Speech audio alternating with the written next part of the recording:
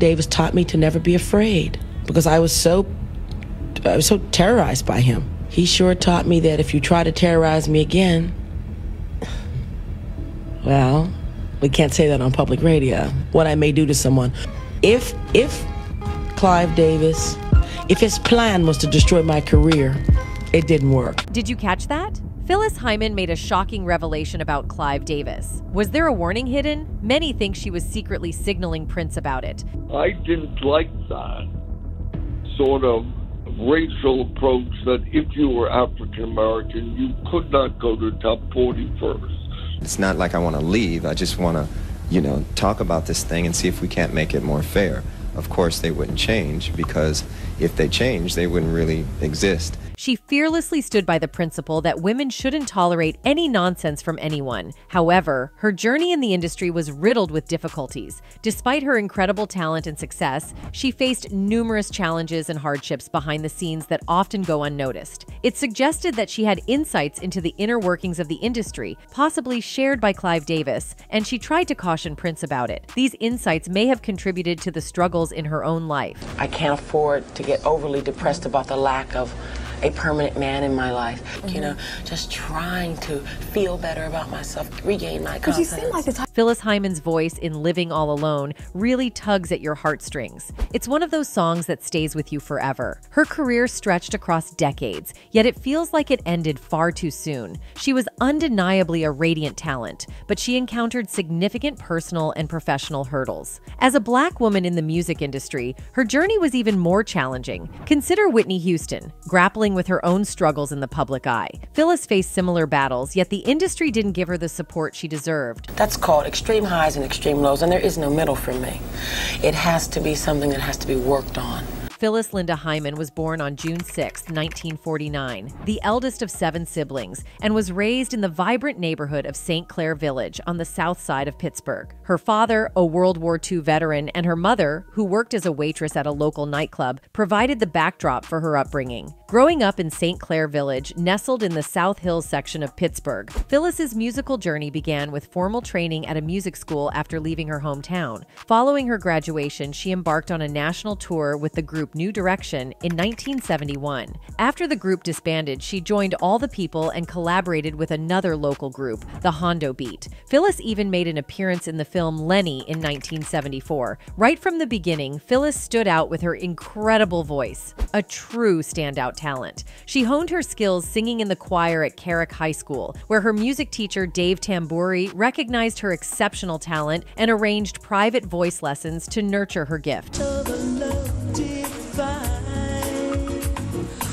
After graduating, Phyllis Hyman earned a music scholarship to Robert Morris College, becoming its first recipient. However, after just 1 year, she made the bold decision to leave college and fully pursue her musical aspirations. During those formative years, Phyllis immersed herself in the vibrant music scene, exploring different bands and groups. She formed a trio called Sound of Ebony, dedicated to using music as a tool for social consciousness. Later, she joined a jazz sextet named New Direction, where she truly honed her skills. Standing tall at 6 feet with a striking presence, Phyllis was a commanding figure in any room she entered. Known for her humor, boldness, outgoing nature, and quick wit, her charm and banter were as captivating as her singing talents. Once she stepped onto the stage and opened her mouth to sing, the audience was immediately captivated. But Phyllis was always seeking new musical adventures. After her time with New Direction, she packed her bags and headed to Miami to join another band called All the People. She was always chasing that next big musical endeavor. We were talking earlier about the packaging of artists and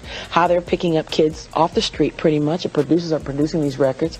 These kids have little or no talent. They look right. Settling into the bustling scene of the Big Apple, Phyllis and the PH Factor found themselves a regular gig at Rust Brown, a popular joint on the West Side known for its tasty food and K-jazz vibes. And let me tell you, the audience there, legendary. We're talking big names like Ashford and Simpson, Stevie Wonder, and even George Harrison popping in for a listen. One fateful night, jazz cat Richard Clay rolled through with none other than producer Norman Connors in tow. Connors was impressed. He promised Phyllis he'd have her in a recording studio within a week or two. Now that's the kind of break any musician dreams of. Connors was true to his word, and before long he had Phyllis in the studio. He had her record a cover of the Stylistics classic Betcha by Golly Wow, putting her own soulful spin on it. But that wasn't all. Phyllis also teamed up with Michael Henderson for a duet called We Both Need Each Other, which they nailed. You blue hurts me so inside. Seeing the success of her cover of Betcha by Golly Wow, Phyllis caught the attention of Buddha Records, and they wasted no time signing her up. In 1977, she dropped her debut album simply titled Phyllis Hyman, and let me tell you, it was fire. One of the standout tracks, Loving You, Losing You, climbed all the way to number 32 on the R&B charts, solidifying Phyllis's place in the music scene. And she wasn't done yet. Another single from the album, No One Can Love You More, also made waves, peaking at number 58. No one can tell me. Enter Clive Davis, the big shot president of Arista Records. Clive had a reputation for finding talent and shaping them into stars. But Phyllis wasn't about to be molded. She knew exactly who she was as an artist, and she wasn't about to compromise. Clive, however, had other ideas. He saw potential for Phyllis to cross over into mainstream success and wasn't backing down. He took the reins for her third album, Somewhere in My Lifetime, and even brought in heavy hitter Barry Manilow to produce the title track. Somewhere in my lifetime. Sure, the single reached a respectable number 12 on the R&B charts, but for Clive, that just wasn't cutting it. He was used to seeing his artists hitting the top 5, selling millions of records. Nothing less would do. And thus began a bit of a tug-of-war between artistic integrity and commercial success. For her fourth album, Clive Davis decided to switch things up by bringing in R&B producers James M. Toome and Reggie Lucas. The lead single, You Know How to Love Me, dropped in October 1979 and made some serious waves, hitting number 12 on the R&B chart. And let me tell you, the album itself, it was a hit. Measure for measure,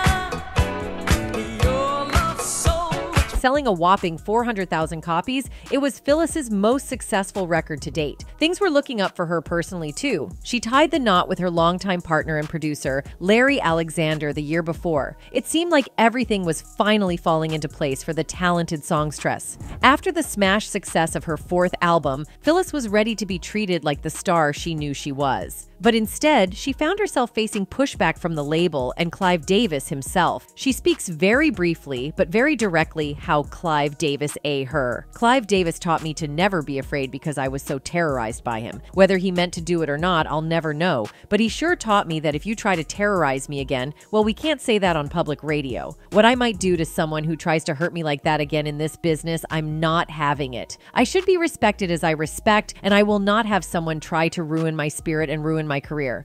If Clive Davis, if his plan was to destroy my career, it didn't work. It left her feeling frustrated and downright exhausted. To make matters worse, Arista started signing more female artists, including big names like Angela Bofill, Dionne Warwick, and Aretha Franklin. Suddenly, Phyllis felt like she was getting lost in the shuffle. And it wasn't just the industry stuff weighing on her. Phyllis also started experiencing mild bouts of depression. Mental health struggles were nothing new to her. The pressure of fame was starting to take its toll. But then, a glimmer of hope appeared. While singing at a local jazz club, she caught the eye of the arranger for the musical Sophisticated Ladies, a celebration of Duke Ellington's work. Phyllis auditioned and snagged the role of Etta. Now, Clive wasn't too thrilled about her venturing into Broadway territory, but Phyllis wasn't about to back down. She saw this as an opportunity to showcase her talents in a whole new way and connect with a fresh audience. It was a battle she was determined to win. I just can't let go. I can't say, here, girls, you got it. That's just not my nature. I have also been burned in the past. Letting other people do that. In the midst of her Broadway triumph, Phyllis didn't miss a beat. She dropped her fifth album, and it was like a breath of fresh air for her. Clive Davis brought back Norman Connors for this one, and the result was pure gold. The album, titled Can't We Fall in Love Again, hit its peak at number 12, and the title track, a duet with Michael Henderson, even reached number 9 on the R&B charts. Phyllis's first top 10 hit. It was a momentous achievement for her, no doubt, but even amidst her success, Phyllis was still feeling dissatisfied with the direction her label label wanted to take. There was just so much pressure to churn out commercial hits, and it often led to clashes over creative control. Phyllis wanted to work with musicians and producers of her choosing, while Davis was all about bringing in hitmakers. It was a constant tug of war, with Phyllis fighting for her artistic vision every step of the way. And maybe she described it all her songs as she said, "There is a deep connection between part of my loneliness with my music. If you listen to some of the words in my songs, I sing about a lot of pain, which is something I know a lot about." After nearly a decade together, Phyllis made the tough decision to divorce Larry Alexander in 1982. Not only was she losing her partner, but also her manager and producer. It was a tough blow for Phyllis, but she knew she had to keep pushing forward. With her Broadway run behind her and her personal life in flux, Phyllis was eager to get back into the studio. Little did she know, more troubles were on the horizon. Her 6th album turned out to be a complete disaster, highlighting just how out of touch Arista was with Phyllis Hyman. It's hard, and I'm told by other women, executive women, that they have a hard time as well. I don't know if that's true or not, but I can testify to the fact that it is definitely not easy. Clive Davis brought in producer Narada Michael Walden along with a slew of others, resulting in a mishmash of conflicting genres that just didn't click. The lead single, Riding the Tiger, barely made a blip on the radar, reaching only number 30 on the R&B charts. And the album itself, titled Goddess of Love, peaked at a lackluster number 20. As the battles between Clive and Phyllis raged on behind the scenes, it became increasingly clear that they were at odds with each other. Phyllis resisted Clive's attempts to mold her into his vision of the next big thing. After all, she had spent years honing her craft and knew exactly who she was as an artist. But Clive couldn't seem to see the talent right in front of him. He failed to understand the deep connection R&B and jazz had to the Black community, instead opting to whitewash his Black artists. And then 30 came, 35 came, and I begun to have clues about who I was, who I wanted to be, and I liked that. Phyllis's new managers, Glenda and Sydney, tried their best to mend the fractured relationship between her and Clive. However, Clive had set his sights on a new focus, a rising star named Whitney Houston. Arista made the heartbreaking decision to drop Phyllis from her record deal, leaving her to navigate an uncertain future in the music industry. But that was also when Clive began to dominate Whitney Houston's career. Clive Davis is a highly influential figure in the music industry, renowned for his immense power and track record of success. He notably launched Arista Records, where he signed numerous major Black acts, showcasing his talent for spotting musical potential. His roster of signed artists is impressive and includes Patti Smith, The Outlaws, Eric Carmen, Exposé, Ace of Base, Air Supply, Dionne Warwick, Ray Parker, and Radio, Aretha Franklin, and Alicia Keys. Davis also played a key role in giving Puff Daddy his start in establishing Bad Boy Records. However, his most significant success came from discovering and nurturing Whitney Houston's career. By spending time with her when the picture was inescapable. There were 2 times, one live, where she came to my home, where we had a personal. Astounded by Houston's exceptional singing talent and her wholesome image, Clive recognized the opportunity to launch her into superstardom. This move not only greatly benefited Whitney, but also significantly boosted Clive Davis's net worth, reportedly reaching close to $800 million. However, as Whitney Houston navigated the complexities of the music industry, she, like many others, began to notice peculiar and unsettling occurrences. In her 2002 interview with Diane Sawyer, she openly addressed the challenges she faced and the personal struggles she battled, shedding light on the darker aspects of the industry. Whitney appeared uneasy and cautious at times, revealing that she felt a sense of inner conflict and acknowledged struggles with personal demons. It was rough. I think I kind of reverted back as I got older and said, well, I'm just gonna party, you know? It was kind of a rebel in me.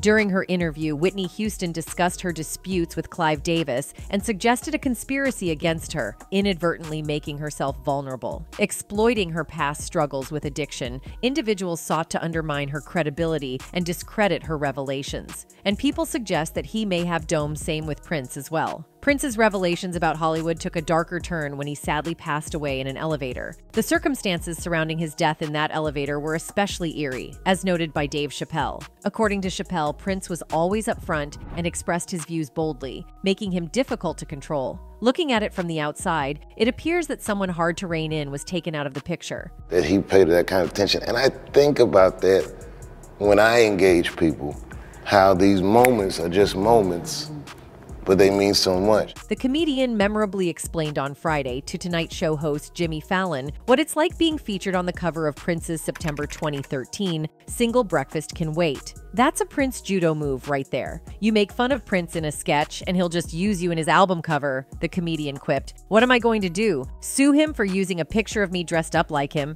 That's checkmate right there. Prince, the legendary artist, passed away at 57, found unresponsive in his Minnesota estate. The official word was an accidental fentanyl overdose from counterfeit Vicodin laced with a strong synthetic opioid. But let's be real, that explanation left a lot of us with lingering questions that still haven't been answered. With Shannon displaying his fanboy admiration for Prince's unparalleled talents, his mastery of multiple instruments, his mesmerizing performances encompassing singing and dancing, Kat simply nods along, affirming that Prince was indeed in a league of his own. He goes further, hinting at the depth of their bond by suggesting he knew Prince his entire life. Kat spills the beans on their profound connection, sharing glimpses of their discussions on everything from lyrics and music to women and cars. Yes, apparently Prince's car collection is not just about vehicles. It's intertwined with stories, and Kat Williams is part of that narrative. They were in sync on the essentials: musical genius, appreciation for the ladies, and naturally a love for those sweet rides. Kat even hints at how they supported each other through various challenges,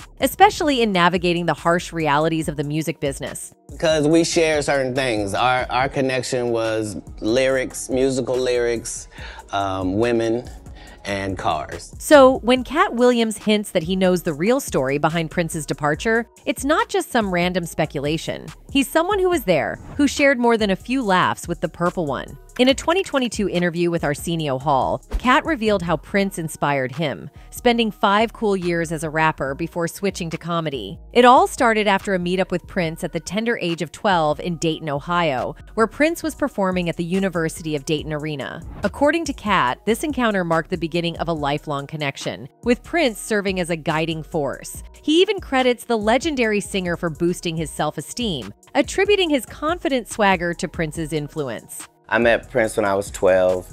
Where did you meet Prince when you were 12? In Dayton. After Really? he performed at UD Arena. Yeah, I mean, I knew him my whole life. In his trademark style, Kat drops some wisdom about Prince being a high thinker, always steps ahead of the curve. While we all know Prince was a musical genius, playing more instruments than most of us can name, here's the kicker. Kat suggests that Prince also imparted lessons about embracing one's uniqueness. He let me know that you could be short and light-skinned with long hair, and people could make fun of you, but as long as women loved you. Some fans are connecting the dots between Kat's statement about Prince always being 30 steps ahead and the cryptic remarks Prince made before his passing. They're piecing together theories suggesting that maybe Kat knew something Prince did, something sinister. There's speculation swirling around, hinting at potential plots against Prince. You know how Prince was notorious for dropping cryptic lines, and some believe he might have confided in Kat. Let's delve deep into the rabbit hole of theories surrounding Prince's death, because some individuals out there believe the official reports are nothing but a pile of lies. Prince's insights into Hollywood took on a more ominous tone when he tragically passed away in an elevator. The circumstances surrounding his death in an elevator were particularly eerie, especially given Prince's known apprehensions about elevators. As depicted in a video from E.T., Prince's friend L.A. Reid discussed the unsettling discovery of Prince's lifeless body in an elevator. According to Reid, Prince had a strange fear of elevators, which makes his passing in one seem even more suspicious. One time when I was with him privately, he said, "You know what the elevator is, right?"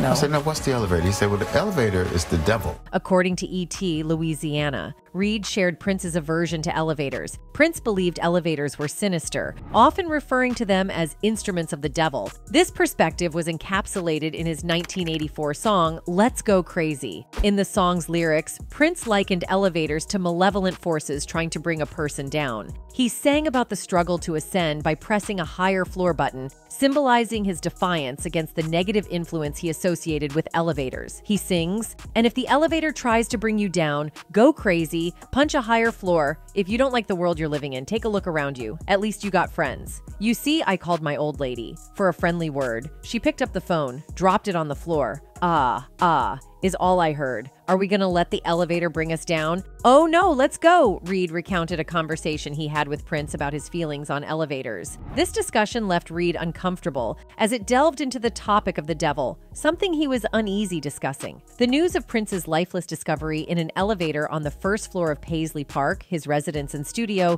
deeply perturbed Reed, given the context of their previous conversation. Reed recalled, "One time when I was with him privately, he said, 'You know what the elevator is, right?' I said, 'No, what's the elevator?' He said, 'Well, the elevator is the devil.' It scared me. I don't like to talk like that, but he said that. So for me, it was really haunting when I read that he was found in an elevator." This triggered public speculation, as many believe it might connect to him being outspoken against the industry. Prince undeniably stands as one of the most influential musicians in history, with a remarkable career spanning more than 4 decades. His legendary status in the music industry is underscored by the extraordinary achievement of selling over 100 million records worldwide, a distinction attained by only a select few. Prince's global influence is immeasurable, and although he is primarily celebrated for his music, he also made significant forays into the realm of film.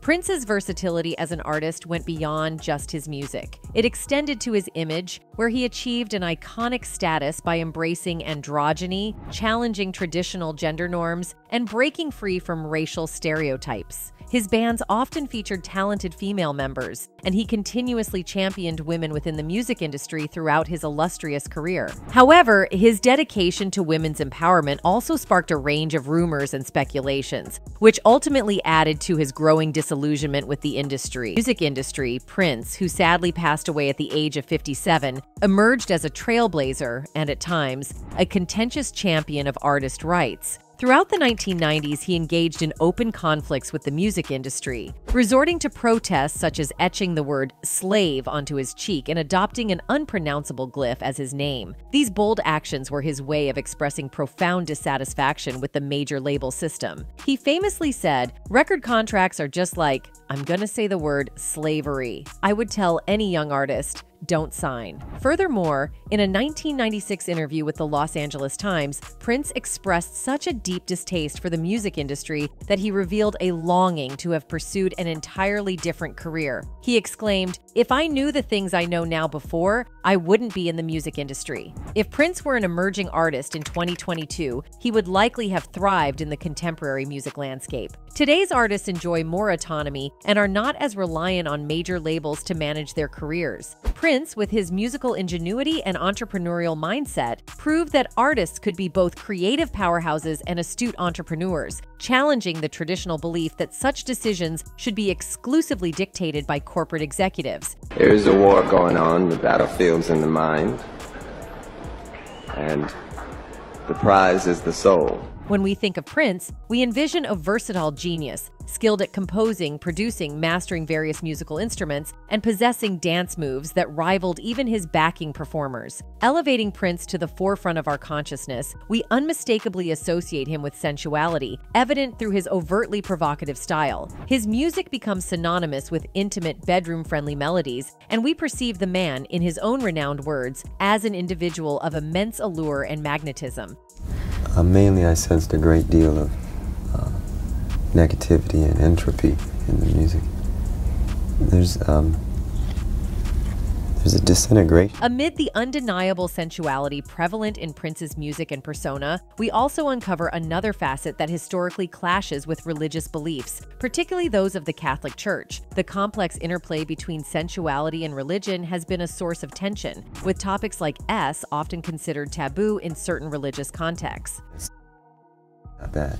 I'm talking about sexuality is very spiritual in nature, and that's a God-given gift too. Adding to the intrigue, there's a fascinating story about Prince shelving an album due to a negative experience with ecstasy. His Black album was supposed to drop in 1987, but right before its release, he pulled the plug. Insiders suggested that Prince thought releasing it would have a malevolent influence, expressing that he couldn't unleash it on the world. The album eventually saw the light of day in 1994. All the girls and all the boys, get close. Have no fear. Prince's enigmatic nature and statements have led some people to believe that he may have predicted his own death. His brief and somewhat awkward interaction with social media included his last Instagram post just before his passing. This post featured a picture of him along with the since-deleted message, "Just when you thought you were safe." Given Prince's tendency for mysterious pronouncements, some more conspiracy-minded individuals on the internet have interpreted this message to suggest that he might have had a premonition or sense that he was in some form of danger. However, such interpretations are speculative and not based on concrete evidence. Some individuals have suggested that Prince may have predicted his own death during his final public appearance at a party held at Paisley Park shortly after receiving treatment for an overdose and just days before his passing. According to reports, Prince told those in attendance, "Wait a few days before you waste any prayers." This statement has led to speculation and interpretations that he might have had a foreboding sense of his impending death.